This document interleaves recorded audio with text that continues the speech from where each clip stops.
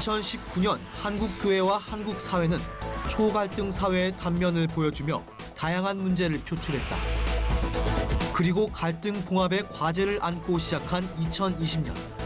끝없는 외부로부터의 공격. 성경의 가치를 지켜내기 위해 2020년 교회, 그리고 우리는 무엇을 해야 할까?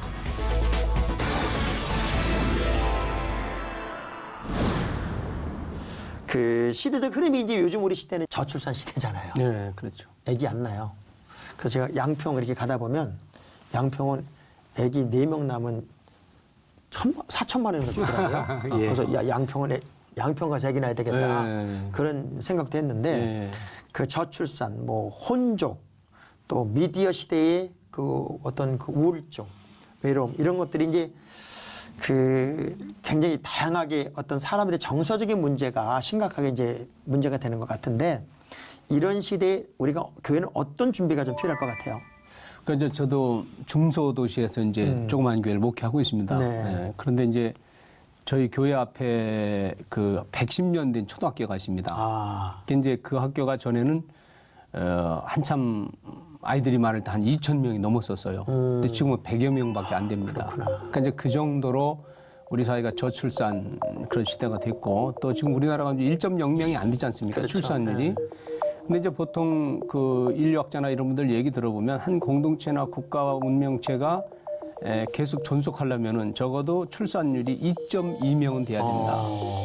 그게 이제 우리가 2.2명 날 수는 없지 않습니까? 그렇죠. 3명 낳는 분도 있고 2명 낳는 이런 식으로 해서 해야 되는데 이제 우리는 이런 저출산 시대이고 그러다 보니까 교회도 당장 큰 타격을 받는 거죠. 그렇죠. 그래서 지금 이제 한국 교계에서 그 주일 학교가 없는 교회가 한 60-70%가 넘는다고 해요. 그래서 이런 부분들을 뭐 이 자리에서 우리가 어떤 대안은 나오지 않겠지만은 좀 한국 교회에 뜻 있는 분들이 좀 이렇게 지혜를 모아서 이런 방안과 대안들도 좀 찾아봐야 되지 않겠는가. 그 교수님 그 잡지도 이제 쓰시고 글도 예. 쓰시고 아이들 이렇게 가르치다 보면 지금 교수 생활을 몇 년 하셨어요? 31년 올해 만 31년 30년 하셨어요. 예. 그러면은 88년부터 89년 3월부터 89년부터 이제 교수를 시작하셨는데 그때 이제 가르쳤던 아이들 하고 예. 지금 만나는 아이들하고 어떤 차이를 좀 느껴요? 뭐 달라도 너무 다르죠. 그때는 그래도 기본적인 예의가 있어서 질문하면 답변하는 애들도 좀 있었는데 지금은 질문해도 아무도 얘기를 안 해요. 그러니까 뭐 그런 뭐 차이는 뭐 30년 사이가 아니라 그건 5년마다 바뀝니다, 애들이. 그래서 그건 너무나 이제 먼 얘기고요. 저는 아까 대안이 없다고 그러셨는데 쉽지는 않지만 우리가 그래도 대안은 마련해야 될 거 아닙니까? 네. 근데 두 가지 방법이 있는 것 같아요. 하나는 경제적인 대안, 하나는 이제 정신교육적인 대안. 사실 어떤 사람들은 뭐 돈 아무리 퍼봐야 안 된다 그래요. 사실 돈 가지고 되는 건 같지 않습니다. 저도 파퓰리즘 싫어하는 사람인데요. 그러나 이 자녀 키우는 거에 대한 보상은 사회가 해줘야 됩니다. 왜냐하면 아이를 안 키운다는 소리는요, 자기가 늙었을 때 어차피 그 다음 세대가 없어지는 거죠. 부양해줘야 되잖아요. 그런데 그 다음 세대를 돈을 들여서 키우지 않았으니까 그 사람은 프리라이더 한 거예요. 그 외국 같은 미국 같은 경우는요, 결혼 안 하거나 자녀가 없으면 세금을 굉장히 많이 냅니다. 또 우리도 그렇게 해야 돼요. 그런데 벌금처럼 세금을 많이 내면 국민들 저항이 세지니까 애 낳고 키우는 거에 대한 혜택을 많이 줘야 된다고 생각합니다. 제가 아는 목사님들 중에 네덜란드에서 공부하신 분들은 다 애가 넷이에요. 그래서 왜 넷이냐 그랬더니 먹고 살기 힘들어서 공부하느라고 애 넷 낳았대요. 많이 나오면 도와주니까 많이. 넷 낳으면 먹고 사는데 전혀 지장 없답니다. 그러니까 전 옛날에 이거 파퓰리즘 아닌가 생각을 했는데 그게 아니에요. 왜? 다음 세대를 책임질 아이들을 키우잖아요. 애 놓느라고 돈 들죠. 애 키우느라고 힘들죠. 그래야 다음 세대를 책임져 줬잖아요. 그럼 애 없는 사람들은 공짜로 자기 노령연금을 나라에서 받을 거 아닙니까?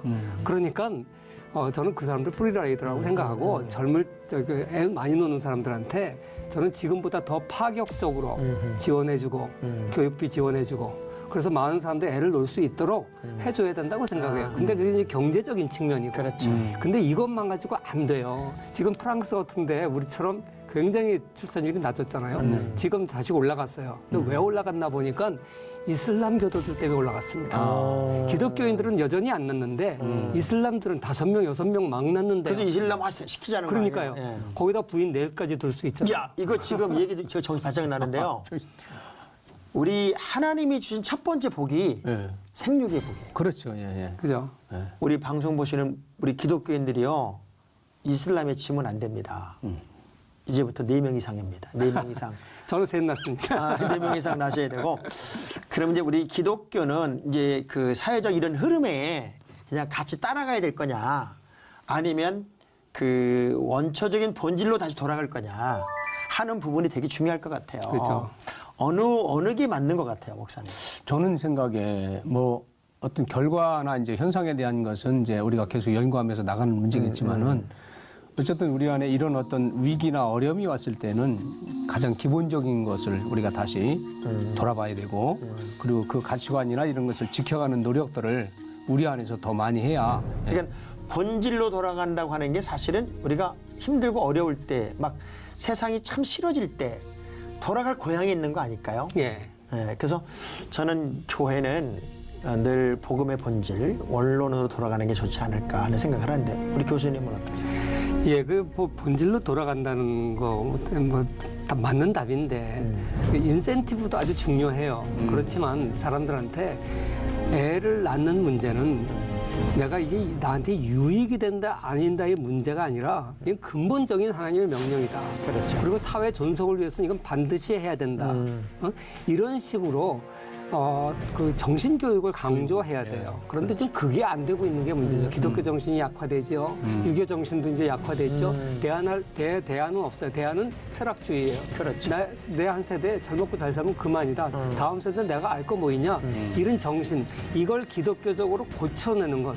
이게 제일 시급합니다. 지금 그렇죠. 그게 이제 근본이겠죠. 그렇죠. 그게 근본이죠. 우리가 다시 복음으로 돌아가야 하는 어떤 기독교적인 문화 또는 가치들 이런 걸 좀 다시 찾아보고, 한국 교회가 2019년 많이 아팠고 또 힘들었고 또 버거운 싸움을 끝없이 해 나가고 있는데 하나님이 주시는 힘으로 좀 멋지게 승리를 했으면 좋겠다는 생각이 들고요. 예. KBS 공영노조가 그 논평 발표했던 것 중에 기독교는 핍박을 당할수록 네. 강해졌다는 것을 상기해라 하는 그 이야기가 정말 어떤 두 주먹을 불끈지게 하는데 기독교 정신은 순교잖아요. 순교를 각오하고 한국 교회가 다시 건강해지고 복음의 본질로 돌아오는 도전이 이제 시작될 것 같아요. 예, 아멘입니다.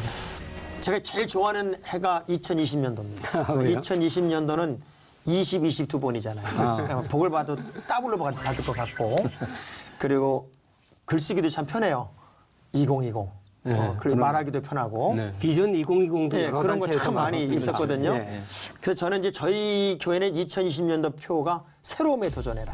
우리가 이미 그리스도 안에 새로운 피조물이기 때문에 그 새로운 피조물로서의 그 삶을 멋지게 한번 도전해보자 하는 얘기도 하고 있어요. 그런데 이제 이 2020년도는 6.25 전쟁 70주년이기도 하잖아요. 그 전쟁의 포화 속에서 교회를 세워갔고 또 어려웠던 사람들이 사실 교회를 세웠어요. 그렇죠. 가난했던 사람들이 그 어려운 예물로 하나님의 교회를 세워서 오늘의 한국 교회가 이렇게 부흥을 이루어냈거든요. 험난한 시간을 정말 멋지게 넘었던 그 때를 좀 기억하면서 신앙의 가치라는 게 도대체 얼마나 중요한가, 그리고 고난 속에서 우리는 어떻게 잡초처럼 더 강해져야 되느냐 하는 문제를 우리가 2020년도가 딱 됐으니까 그 된 이 해에 한번 우리 교수님, 신앙의 어떤 가치, 내가 예수를 믿는다는 것, 우리가 크리스찬이 된다고 하는 거. 왜냐하면 다니엘은 I am 크리스찬, 사실 요가나 유지하려고 사적을 들어간 거 아닙니까? 그런 것처럼 그 가치를 어떻게 우리 스스로가 만들어야 될까 한번 얘기를 해주시면 좋을 것 같아요. 질문이 좀 어려운데요. 지금 목사님 말씀을 드리니까 전 유대인들 초막절이 생각이 나요. 유대인들이 그 광야 시절을 생각하면서 정말 우리 조상들이 이집트에서 탈출을 해서 40년간 광야에서 텐트 속에서 무교병 먹고 이랬던 것을 이제 되새기기 위해서 그런 걸 절기를 지내지 않습니까? 우리 민족 입장에서는 물론 일제시대도 험난한 세월이었겠지만 가장 힘들었던 시절이 6.25 전쟁으로 인해서 집 빼앗기고 피난 가서 텐트 속에서 정말 교육도 이루어지고 그럼요. 그 시절 아니겠습니까? 그럼요. 이제 70주년이 된다는 것은 다시 그 6.25 전쟁의 의미를 한번 살려보고 그 어려웠던 시절에 대한민국이 일어났듯이 대한민국이 제2의 건국을 한번 해보자. 이런 의미가 상당히 있는 것 같아요. 제가 발행하는 월드뷰 잡지도 제2의 건국 이걸 이제 목표로 삼았습니다. 한국이 이제 남들이 볼 때는 경제적으로 부흥했죠, 정치적으로 독립했죠, 또 이제 정치도 안정화돼서 뭐 좌우가 바뀌어가면서 집권을 하고 민주화가 어느 정도 됐지요. 그 먼저 받던 나라 먼저 주지요. 그래서 상당히 성공한 나라다라고 이제 칭찬을 했었는데 사실 우리 내부에서 보니까 여전히 갈등이 심하고 위험하잖아요. 그래서 어느 쪽이 무너졌는가 이거 하나하나 점검하면서 그걸 한번 다시 세우는 그런 2020년이 돼야 될 것 같습니다. 자, 2020년은 왠지 기분이 좋아요. 기분이 좋은 이유는 잘 될 것 같아요. 네. 왜냐하면 하도 당하기도 하고 하도 어려운 시간을 우리가 지나기도 하고 예. 또 뭐 아직까지 숙제는 꽤 많이 남았다는 게 왜 그러냐면 나는 홍해 가려면 끝나는 줄 알았더니 홍해 가려니까 광야 있고 그렇죠. 또 요단강 넘으니까 끝나는 줄 알았더니 여리고 있고 그렇죠. 그리고 5년 동안 서로 한 번의 전쟁을 끝내서야 이제 가나안 정복의 역사가 시작이 됐지만 그렇죠. 우리가 넘어야 할 산들은 분명히 있어요. 그런데 희망으로 시작하는 2020년도는 제일 중요한 게 이제 갈등의 봉합. 이 갈등의 봉합이 좀 필요할 것 같은데 네. 일단 목사님 교회 내 갈등은 좀 어떻게 풀어야 될 것 같아요? 교회 내 갈등. 저는 이런 생각을 가끔가다 해요. 남북 통일보다 어려운 게 남남 통일이고 그렇죠. 남남 통일보다 어려운 게 교단 통일이고 교단 통일보다 어려운 게 교회 안에 교인들 싸우는 통일이 어려운 것 같아요. 예. 이거 어떻게 풀어야 돼요? 그러니까 참 이런 것들이 우리 사회 현상과 맞물려 가지고 네. 교회 안에도 들어와서 그러다 보니까 정말 저도 목사의 한 사람으로서 또 저도 이제 연합 사역을 한 26년 했습니다. 네. 그걸 하면서 한국 교회가 하나가 되고 한국 교회가 또 한 목소리를 내야 할 때 내야 되지 않나 이런 안타까움을 가지고 쭉 왔는데 결국은 그 답은 복음이라고 봐요. 네. 우리가 복음의 본질로 돌아가서 그래서 그 복음의 본질적인 것에 의해서는 우리가 하나가 돼야 되고 그다음에 비본질적인 것에 대한 자유롭게 해서 그래서 그 한국 교회가 그 복음의 그런 가치를 충실하게 지켜 나가야 되는 것이 어떤 세속적 이념이나 정치나 사상이나 이런 것들에 휘둘려 가지고 그래서 우리가 같이 그 맞물려 돌아가는 그런 그 혼란이 없어야 되지 않느냐. 이게 우리가 지도자들이 정신을 다시 차려야죠. 근데 지금 정치와 교회가 이제 균형을 잡고 가야 된다는 게 참 어려운 것 같아요. 왜냐하면 다른 정권에서는 그런 게 그렇게 많지 않았던 것 같은데 이상하게 교회와 척이 되는 그런 그 이슈들이 너무 많이 나오고 그리고 교회가 가만히 있으면 이제 교회가 점점 어려움을 겪어야 되는 그런 상황들을 계속 뭐가 만들어져 가니까 참던 분들이 하나둘 이제 뛰쳐나가는 것 같다는 생각이 들어서 제가 마음이 참 아파요. 아픈데 어찌됐건 이 사회적인 그 말씀하신 것처럼 그 갈등이 교회 안에 들어오니까 제일 먼저 이 목사들에게 오는 얘기가 뭔 줄 아세요? 목사님 정치 얘기하지 마세요. 정치 얘기하지 마세요. 그렇죠. 정치 얘기하지 마세요. 이게 제일 이제 먼저 들어오는 얘기예요. 근데 그 정치 얘기는 안 하지만 실제적으로 그 차별금지법이나 동성애 문제라든가 이런 걸 교회가 어떻게 안 할 수 있냔 말이에요. 그죠. 그런 얘기 그거조차도 이제 그렇게 정치 근데, 얘기라고 합니다. 아니 그런 얘기를 하면은 정권에서 잡아가겠다는 거 아닙니까? 교회를. 그 이거는 정치권이 어찌 보면 가장 중요한 기독교 정신에 대한 도전을 시작한 거예요. 그렇죠. 그죠. 그러니까 이거는 사실 어떻게 공격을 막아내야 되고 어떻게 이 문제를 풀어내야 될까. 집안 싸움을 하면 외적을 이길 수 없잖아요. 그렇죠. 그런데 문제는 정치 이슈만 나오면 교인들 사이에도 의견이 갈라지거든요. 그렇죠. 더 중요한 것은 의견은 다를 수 있어요. 사람이 어떻게 그렇죠. 모두 다 똑같은 생각을 합니까? 문제는 의견이 다르다는 이유로 미워해요. 기독교의 본질이 사랑인데 그렇죠. 형제자매하고 끌어안을 때는 언제고 정치 얘기 요만큼이라고 나와서 자기 의견이 다르면 미워한다고요. 그렇죠. 이게 참 문제인 것 같아요. 우리가 그런 훈련이 안 됐어요. 나랑 생각이 다른 사람하고도 화내지 말고 그 사람이 이해하려고 애를 쓰고 경청 훈련도 좀 하고 그래야 되는데 듣지도 않고 화부터 내거든요. 그렇죠. 저도 집안에서 내 동생하고 제 동생도 교수인데 서로 정치적 입장이 다릅니다. 그렇다고 해서 원수되지는 않아요. 내가 쟤랑 얘기할 때는 몰랐을 때는 과감하게 얘기했는데 저 녀석이 싫어하는구나. 조심하게 돼요. 그러면 이제 난 좀 조심해서 요 정도는 얘가 얘기해도 전혀 제가 동의할 거야 라고 생각되는 것을 조심스럽게 꺼내요. 그리고 정치 얘기 안 할 땐 서로 미워하지 않거든요. 그런데 교회에서 형제자매라 그러면서 너무 진영 논리에 갈라져 버리더라고요. 저는 그건 제가 정말 우스갯소리를 잘못인 이런 얘기해요. 여러분들이 선교회 모임을 하거나 목장 모임을 하다가 정치 얘기가 나오는 시간이면 집에 가는 시간입니다. 네, 그런 얘기를 할 만큼 심각해요. 굉장히 심각하고 어찌됐건 이 사회로부터 이제 시작된 이 어떤 진영 논리, 사실 우리나라는 남북 통일 얘기할 자격이 없어요.